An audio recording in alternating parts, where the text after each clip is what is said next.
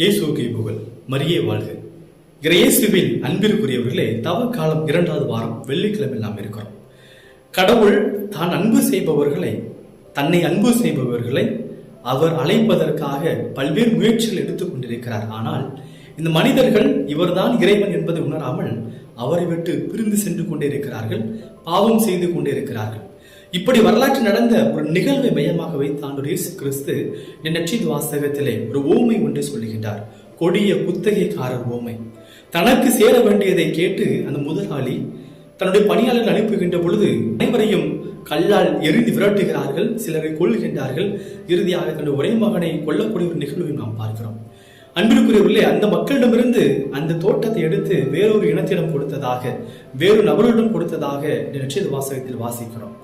இயேசுவில் அன்பிற்குரியவர்களே, யூதர்கள் தாங்கள் தான் கடவுளால் அன்பு செய்யப்படக்கூடிய ஒரு இனம் என்ற ஒரு கர்வத்தோடு வாழ்ந்து வந்தார்கள். ஆனால் அவருடைய செயல்களும் அவருடைய போக்கும் கடவுளை விட்டு விலகி சென்றதா கடவுள் அவர்களுக்குரிய அந்த அன்பை, அந்த இறை அரசை அவரிடமிருந்து எடுத்து பிற இனத்தவர்களாகிய நம்மிடத்திலே கொடுத்திருக்கிறார்.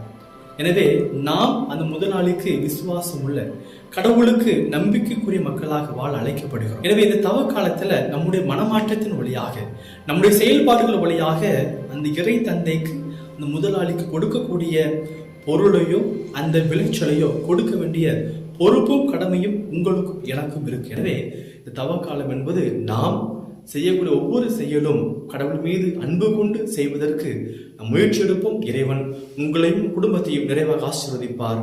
God bless you.